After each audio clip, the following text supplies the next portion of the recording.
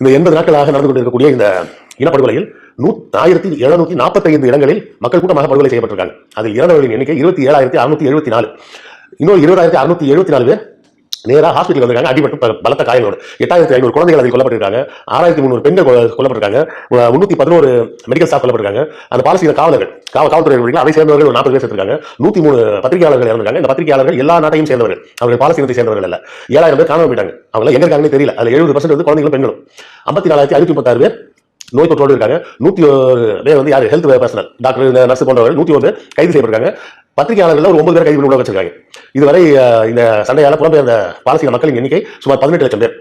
3,55,000 பேர் வந்து இந்த இடமாறுதலின் காரணமாக நோயுற்றவர்கள். 126 கவர்மெண்ட் பில்டிங் இடிக்கப்பட்டிருக்கு. 92 பள்ளிகள், பல்கலைக்கழகங்கள் இடிக்கப்பட்டிருக்கு. 285 ஸ்கூல் ஆறுவரையாக இடிச்சு தள்ளியிருக்காங்க. 115 மசூதிகள் முழுமையாக தரைமட்டமாக்கப்பட்டிருக்கு. 200 மசூதிகள் சிதைக்கப்பட்டிருக்கு. தரைமட்டமாகல 3 சர்ச்சு முழுமையாக தரைமட்டமாக்கப்பட்டிருக்கு. 65,000 வீடுகள் நாசமாயிருக்கு. 2,90,000 குடியிருப்புகள் இடிக்கப்பட்டிருக்கு. 23 மருத்துவமனைகள் முடிஞ்சு போயிடுச்சு, வேலை இல்லாமல் போயிடுச்சு. அதாவது வேலை செய்ய முடியாத அளவுக்கு முடிச்சாங்க. 53 ஹெல்த் சென்டர், அப்புறம் 140 ஹெல்த் இன்ஸ்டிடியூஷன்ஸ், சின்ன சின்ன மருத்துவமனை, கிளினிக் போன்றவை, 102 ஆம்புலன்ஸ், இத்தனையும் தகர்க்கப்பட்டிருக்கு. As on December 25, 2020.